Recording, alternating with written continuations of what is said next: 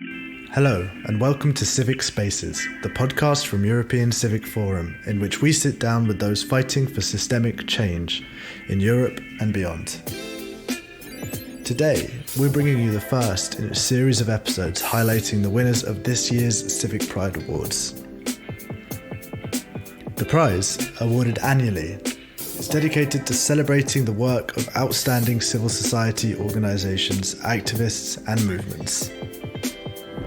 For today's episode, we sat down with Miles Tanhira from TGEU, an organisation which works to strengthen the rights and well-being of trans people in Europe and Central Asia.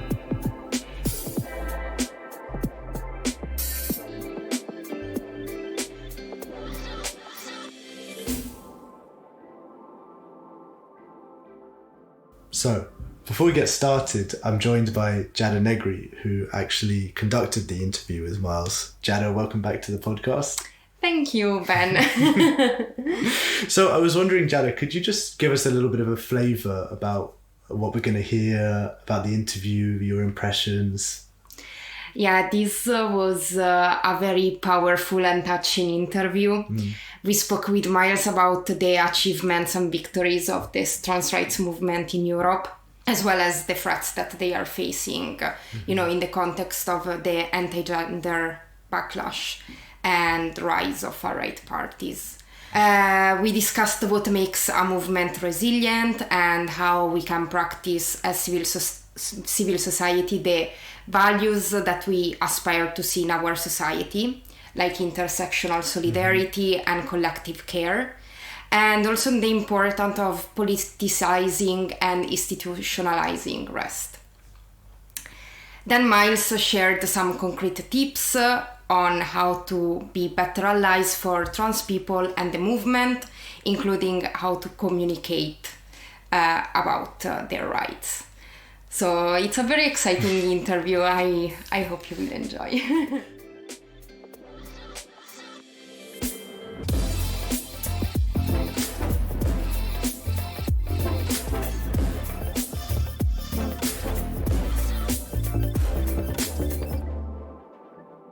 Before we start going into the interview, Miles, could you share maybe a little bit about your role?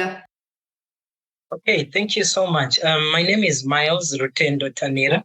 I am from Zimbabwe, Sweden, and also from Sweden. I work at TGEU. I'm the Senior Programs Officer. I lead the work in the community building team.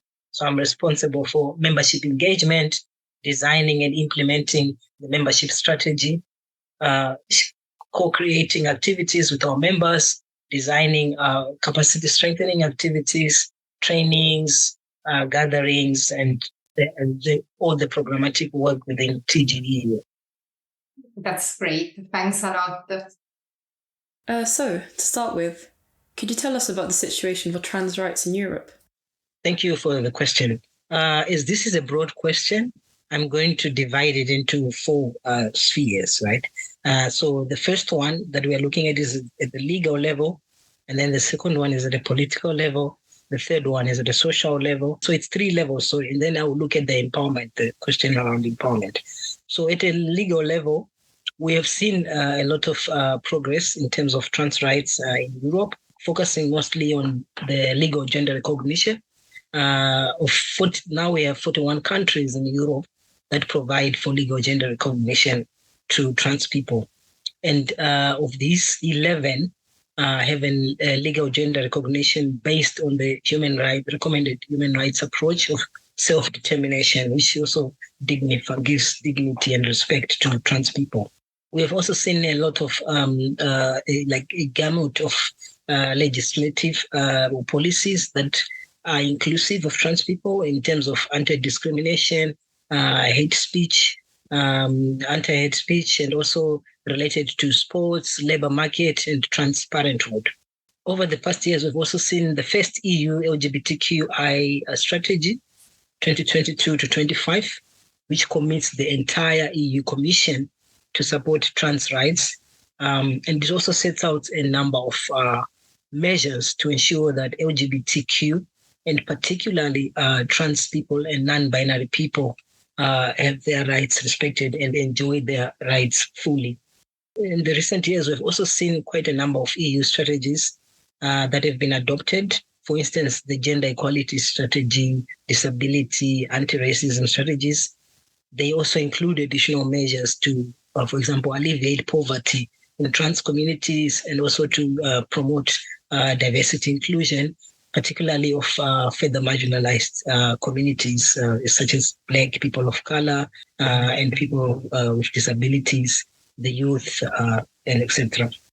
The major also thing that happened in terms of trans healthcare, we have also seen the introduction of the ICD-11. So ICD is the International Classification of Diseases, moved from 10 to ICD-11 now, which means the depathologization of trans identities under ICD-11. This means that trans people are no longer seen as having a mental illness or needing a mental health assessment in order to access healthcare. So countries like Malta, Spain, Belgium have made strides in providing comprehensive and accessible trans and gender-affirming healthcare. In most countries, we're seeing that most countries are beginning to ban practices based on gender identity through law, although we still have some countries that have these problematic laws. And socially, we've also seen an increase in visibility and representation. For instance, there's many trans people represented in the media, in politics, in cultural events, and there's also an increase in trans stories and experiences being shared in the broader public spaces, both offline and online. This also speaks to the education and awareness campaigns that are happening, and efforts to raise public awareness on trans issues is also gaining momentum. Politically, we are also seeing political groups with a very focused diversity and inclusion approach, and they're willing to have trans people take leadership in their parties and governments. For example, in Germany, we are seeing trans people in positions of power in politics in Belgium, Netherlands, and France. And then in terms of empowerment, we're also seeing collective organizing spaces where grassroots organizations are coming up. Supportive communities are emerging in different contexts, despite the challenges or the volatility. And also, trans people are at the forefront of leading the trans movement, which is something really inspiring. And there's a collective consciousness to work intentionally and intersectionally in building movements. So not being single issue focused movements, working to center the voices of the further marginalized within the movement, but also working to forge alliances with other strategic and intersectional movements. We're also seeing trans leadership and visibility and activism that is really empowered and rising. And trans people are slowly gaining the agency to reclaim their narratives, to reframe the trans discourses. And also we see a lot of young people are coming out early as trans and non-binary and are empowered to define and clarify their own politics, which is something really inspiring even for other generations. And trans organizations are leading advocacy and playing a crucial role in also strengthening the resilience and the empowerment of trans and the well-being of trans people. And this is also supported in policy changes, awareness, and TGEU has played a significant role in this. And we continue to advocate for the trans rights and well-being of trans people. Wow, so it's so great to start the interview with a lot of positive achievements. And it's great to hear that we have done a lot of advancements on this front. But of course, this happens in the context of also a backlash, right? So I would like to ask you, what are some of the challenges that trans organizations and activists face? Yeah, you have rightfully, as you said, it's a difficult space to be organizing, especially at this time, and yet it's also an exciting one. So despite the highlighted wins that I spoke about earlier, our communities continue to face a lot of escalating levels of transphobia, violence, discrimination, and poor health outcomes, as well as economic hardships such as unemployment, housing insecurity. And this also, to share deeply about these challenges, I will also use the same approach, look at the some of the structural obstacles. In terms of healthcare, there still remains a lack of affordable and accessible quality trans-specific medical care, including medical support. For example, we have seen in the UK recently, puberty blockers for young people have been banned, and that is also the case in Sweden. And in other countries like Ireland, there are excruciatingly long queues waiting to have the first appointment with a specialist. So you can wait as long as 7 or more years just for the first appointment. And we also see recently in Russia, which became just a few weeks ago, it became the first country to completely ban medical transition for trans people. And this is setting a bad precedent because we fear that other countries will also try to follow the same approach. And in terms of legal gender recognition, I spoke of successes, and yet we still have challenges. Many countries still still pathologize trans people, still treat trans people as people with mental illness, and they require some inhumane, harmful, and discriminatory processes that people have to go through. And this is linked to most of the challenges that trans people experience very daily.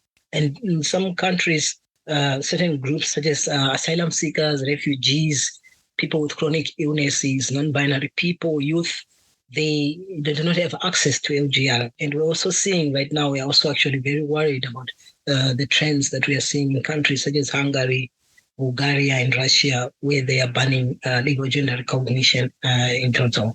There still remains a lot of labor market discrimination, harassment, and violence, whether you are working or looking for employment. So this also contributes to trans people working in informalized or criminalized economies, such as sex work, and it increases their precarity, especially for people who are refugees, irregular or undocumented. And this creates a lack of economic agency, a situation of insecurity, if I can say.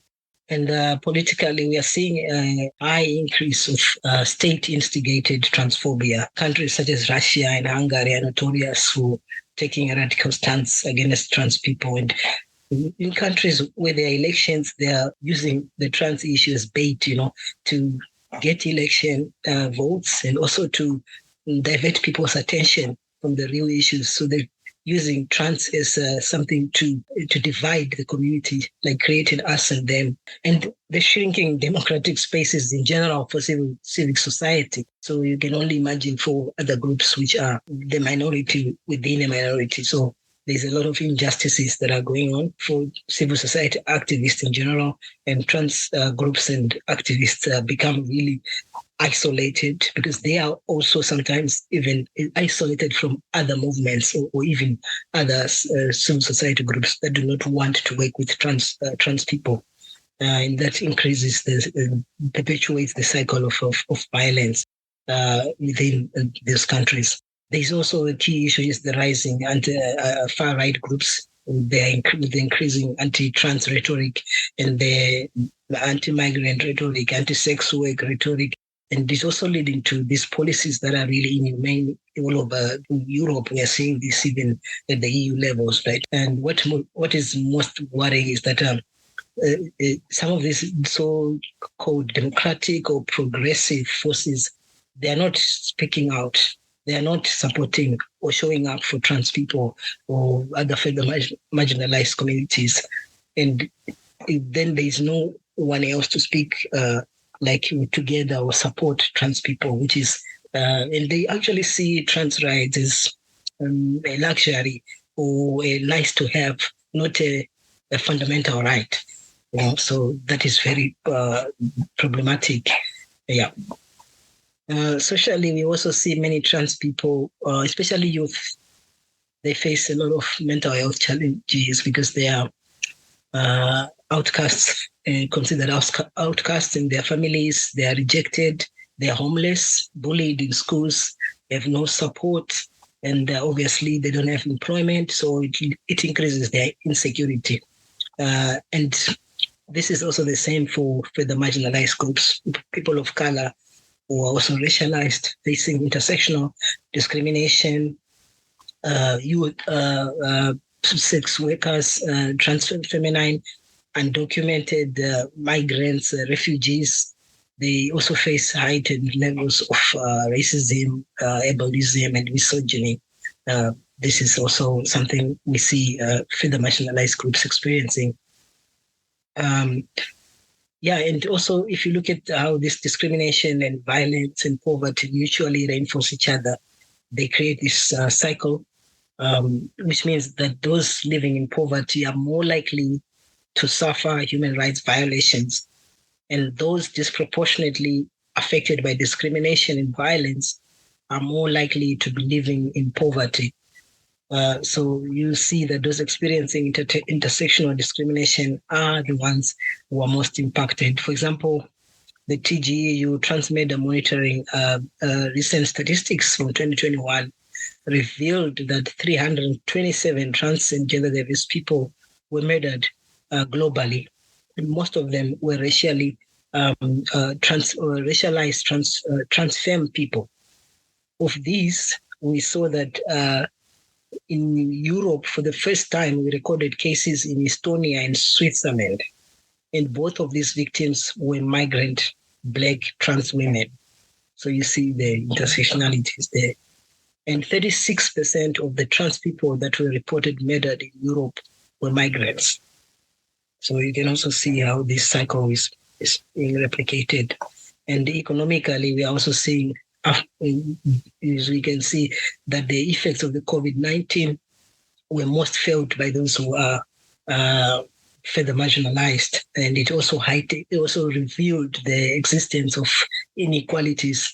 It just made it clear that this has always existed, but also it heightened the precarity of those groups that are further marginalized, and that is trans people, especially the groups that I mentioned: refugees, migrants, sex workers, people of color. And at an individual level, economic marginalization for trans people continues. The EU Fundamental Rights Agency, FRA, in 2019 revealed that 46% of trans people reported having troubles or challenges accessing ends meet. And as I said, the COVID-19 only exacerbated this situation. Organizationally, trans groups are overworked and underfunded, and they have to just try and survive, work without resources, because it is a cause that is dear, and it's very difficult, especially in times of unprecedented crisis, to continuously organize without being resourced. Thank you for sharing these challenges and injustices. I'd like to go back to the topic of activism and movements. From your experience in movement building, what makes a movement resilient? Yeah, that is a very good question. In my view, resilience is not simply about bouncing back or bouncing forward in the face of adversity. There's always a temptation to think that resilience is linear. It is not linear. It is multi-directional. And it can also be messy, right? And while resilience looks differently in different contexts and for different people, I think the core characteristics of a resilient movement is the realization that we need each other, and that when there's no enemy within, the enemy outside cannot do us any harm. And some of this, how we nurture and nourish our movements, is rooted in some three key things that I have seen that I can share. The first one, which is collective organizing, rooted in collective care. And by that, I mean that these are movements that are led by compassionate leaders who are willing to serve passionately and to meet people where they are and to accept people the way that they are, and leadership that allows vulnerability into a space, and with spaces where tough conversations are welcome, and spaces where people are able to break down, to heal, to replenish, and to celebrate each other. So these are spaces that I think also accept people as they are, and where it's not so much about perfectionism or self-sacrifice method or whatever, or that I do more, you don't. It's about really creating spaces for politicizing rest, so that it's okay to rest, So this for me is what makes movements stick together in different stages that they experience. The second thing is that resilient movements, they are really intentional about centering intersectionality and being inclusive in the way that they organize, and there is equity in the way that they organize. By that, I mean that they are reflective. They are willing to learn and unlearn and relearn if they have to. And they forge strategic alliances with also through an intersectional approach with people that also share the same values as they do. And they strive to create inclusive spaces where everyone's voice is valued, especially those that are further marginalized within the movement. And they do not reinforce, this is very important, they don't reinforce the same systems that they are fighting to dismantle. Resources are shared equitably, and they stick together because they really are rooted in the same core values. So the third thing is that they have collective frames or shared values and visions and purpose, so that even in times of adversity, there's something to always go back to, the shared purpose. They will experience turbulence. They will experience challenges, breakdowns, fights, conflicts, but because they have a shared purpose, a collective vision, that's what keeps them together, and they don't sink into tunnel vision in face of challenges. They take advantage of opportunities. So where others are seeing chaos, they see connections. And for me, those are the three key important steps for resilient movements. Wow, I have goosebumps because this is so insightful. And when you were talking about especially care and the need to, for example, politicize rest, this is something that speaks very directly to me. And given that this is also one of your area of interest, I was wondering if you have any strategy or tips or actions that you've seen implemented that you find inspiring when it comes to collective care. That is a good question. There are many strategies that I have seen, and like there's always a strategy for everything. You always have to pick what works for you, and what works for one movement might not work for another, but it's a trial and error. You always have to see what is working or what doesn't work. And this is not like the Bible or the strategies. It might be that this needs to be changed at some point, right? Because care looks differently at different points, depending on where you are at that point. These strategies will appear different or will meet different needs for different people. So for me, firstly, the important thing is just to note that care for me, it means genuine inclusion and concern for the well-being and security of the people that are in the movement, and so that everyone can flourish as they are in the movement. It's also about embedding rest within our work and practices. And that means that this cannot be done alone. You need your community, because there is no point, for example, if you work in a community or in an institution or organize, if I take 2 months rest, all the work is going to come on someone. So how do we make sure that my taking rest is not overburdening someone? So this speaks to the strategies that I want to share with you. The first one is institutionalizing the well-being and collective rest. So what do I mean by that? That rest needs to be included in our budgets. When we are creating budgets, we need already to have covered this. When we are creating work plans, we need to make sure it's included.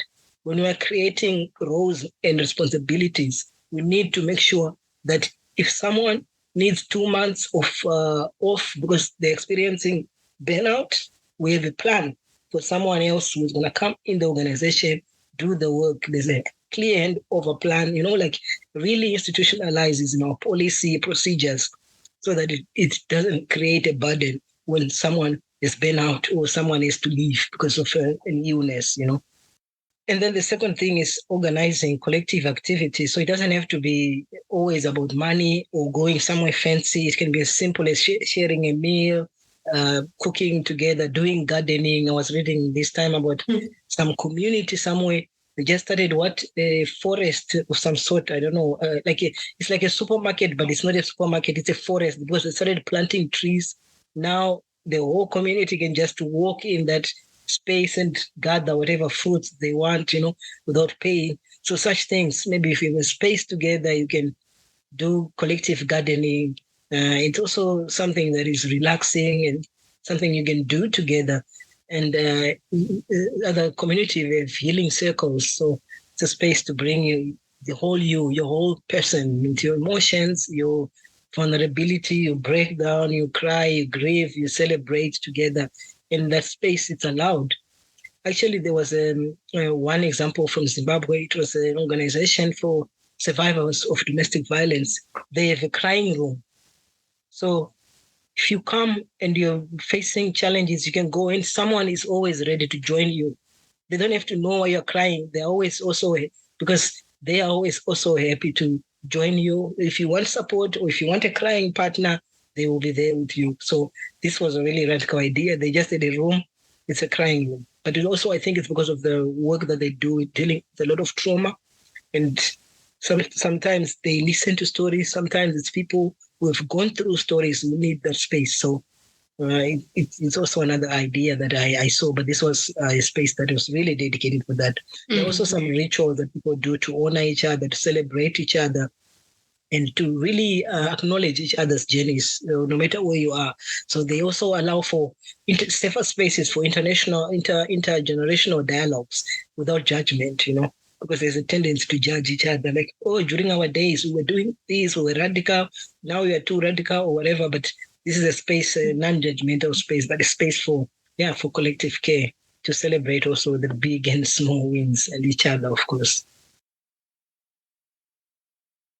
I love all that you are saying, and it's so refreshing to hear this, because sitting here in Brussels, where, a lot of the work, the policy work with the institution is very much technique and technocratic and very much mental, so that we forget that we are human beings and that we should have the space to experience all of it, the good, the bad, the sad, the joyful. And I hope that together we will be able to grow these spaces of vulnerability and honesty, authenticity, because this is what resilience is, as you said. Yes, I agree. I think it would be nice if we could see civil society as a community that can support each other. So, on that point, what do you think civil society organisations working on other issues can do to support trans rights, and how can we build more public support? Yeah, thank you so much for that question. That is always a good question for us, especially because we work with our own groups, but also we really acknowledge the fact that we cannot work alone. You need movements. You also need to work with partners. You need allies. This is what makes also a resilient movement. And some of the key things that we know is that to build allies, we need to have mutual respect in the space. So it's not always about coming to a space, for instance, whether it's trans people or any further marginalized group, with an approach of we want to know or teach us or extractive, always like come give a lecture about your rights, and then we don't have a budget for it. We just want to know about trans issues in the next hour. We don't want to overburden already burdened people. So I think if with having this in mind, it also means before approaching groups, also make sure that you have this mutual respect space, and also to acknowledge that, yes, indeed, trans people are the experts. Or any further marginalized group that you want to bring into a space, they are the experts. And yes, they need to be paid for that. It's emotional labor to come and tell you about my life or share about my life in a magazine or whatever. You need to acknowledge that it is a job, It needs to be taken also seriously, just like any investor coming to share about investing in the stock market, So this is an important thing, to respect trans people or any further marginalized groups, their narratives. And the most important thing is to listen. So you should be able to accept that you don't know everything, that you have to listen to trans people, and that you give them the space, and that you are willing to learn, unlearn or relearn if you have to, and be reflective and without being defensive, and not to take everything personal. Because yes, people are sharing about their stories. Maybe they will be emotional, maybe there will be some tension, but it's always good to have an open approach when you're working with further marginalized groups. And the second thing is also to make sure that you don't tokenize people or patronize them. Let's not just sit in the room and be like, oh, there's no trans person. Oh my God, we need to find a trans person. Who do you know? Inclusion in a space should be really genuine and based on, of course, mutual respect and mutual collaboration and trust that trans people also are experts, as I said. Not just bring them on your board so that you can show that we had a trans person during the meeting to count numbers, but to really value them for what they bring to the space, right? Because a lot of the times trans people face testimonial injustice where no one really believes their story because it's them. Unless a researcher comes, research is about my life, and then goes and talks about it, then they will be listened to. So I think we also need to really take the time to respect, and also don't put people in situations where they will be exposed to more harm than they were already. So just because you really need this story to go live or this publication to be read worldwide, you have to think what happens in the event that there is a security threat for this person. This should be thought carefully, because it might happen that you have an interesting story, you have an interesting angle, and you tell someone's story, put their pictures on Instagram, Twitter, whatever. The next thing, they have some groups hunting them down. How are you going to support them? So this needs to be thought before.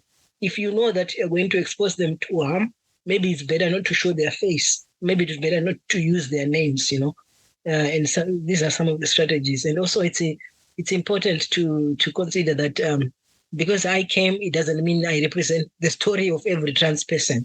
Trans people are diverse. You have to take different angles. You have to, especially those who face intersectional discrimination, you really have to include their narratives, because we are also seeing a trend where there's this one very rich, privileged trans influencer is speaking suddenly for the whole community, but then the experience is totally different and far removed from the experiences of trans people struggling every day.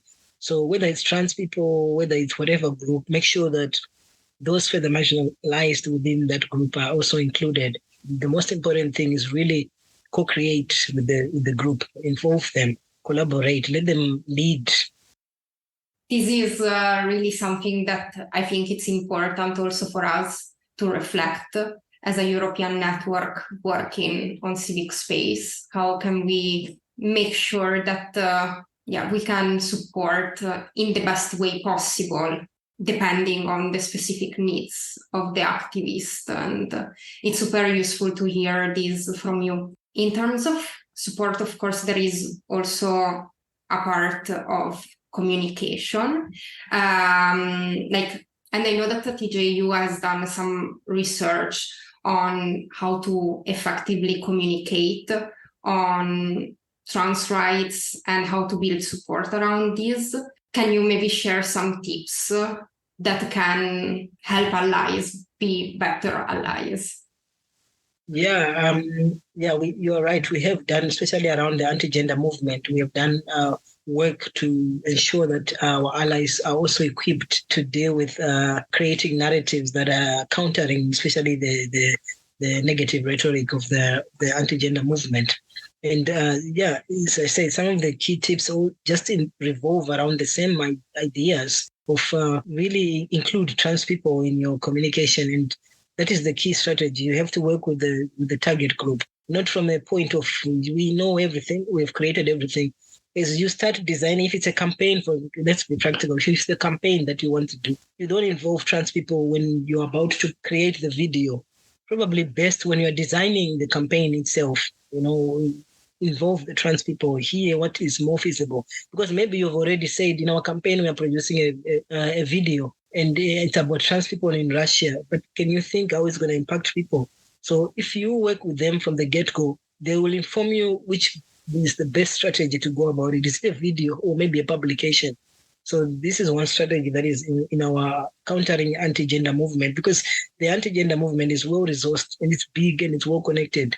So, and it's working at different levels. So indeed, there will be backlash for trans people.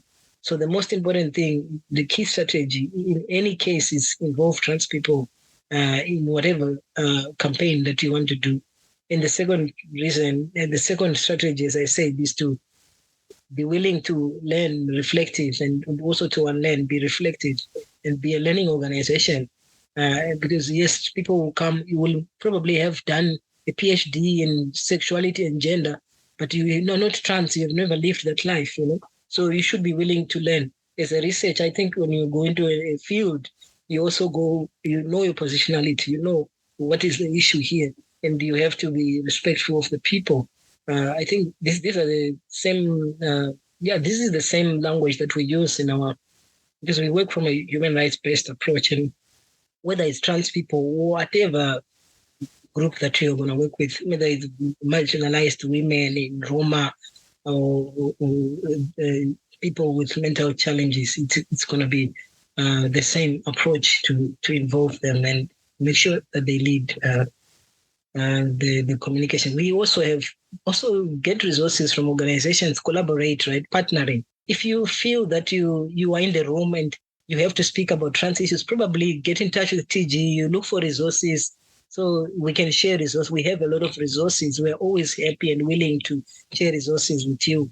Also, if you have budgets in your organization, reach out to trans people organizations and think, how can we do this campaign together? Reach out to communities in important dates or before. Do you have a campaign that we can put our signature on or endorse, And then you can also sign a statement together. If you do data gathering or monitoring, include trans people in those monitoring. Work from an intersectional approach, not only trans. If you're working for human rights, really look for further marginalized groups, because those are the groups that no one ever amplifies their stories or their narratives. So it's important, again, to work from an intersectional approach and to empower communities holistically by providing them, yes, with the platform, the tools and skills, but also the financial resources, if you have them, empower them, employ them also in your organization, right? Like, not just to go there to say, now I need a research question, I have a research question, trans people come. If you also have a job position, really be broad in your thinking. If you're organizing an event, really focus on intersectionality and accessibility. Look at who will be left out and why. If we have to have a meeting, put your pronouns, because it empowers everyone in the room to feel empowered to put theirs, If people don't use pronouns, they also feel confident to put it without saying it. Because if I come in a Zoom room where people are just he, she, and I'm non-binary, it's going to be difficult for me to contribute because people will be calling me with a pronoun that I probably don't like. So it's just empowering. Simple things. Put your pronoun, not because you have to, but because you want to support those who cannot do it directly by saying it, right? So you create these safer spaces by these simple things. So, to finish, what are your hopes for a better world and for the future? Oh, yeah, that is a very good question and an important one. I always have to think, I want so many things. I want so many things in a world, in a better world. But then, of course, I have to narrow it down. And I had to really create this vision based on my positionality, also as a non-violence activist, as a person of color, of a black person, as a person with a refugee background, as a trans man. And I also have to think of all these things when I think of a world that I want, and think of also my activism and so many other intersectionalities that I have. So I have to really think, do I just want a world which is good for trans people? But no, what about for black people? But what about for refugees? So what about for people from Africa? So I really have to think broadly, even though I have to narrow it down. But yeah, for me, I hope for a world where all of us as humans and nature coexist in peace, mutual respect, and love. And that is a world where we can freely dream, love, move, and thrive regardless of our identities or circumstances that we are born into. I'm just taking it in. It's really beautiful. Thanks so much for this.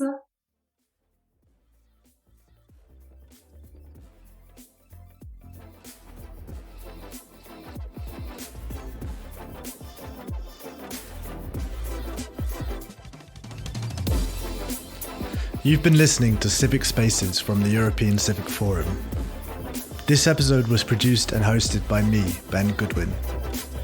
Many thanks to Miles Tanhira for taking the time to talk to us, and to Giada, Negri and Alexia Ozeel for asking the questions. See you next time.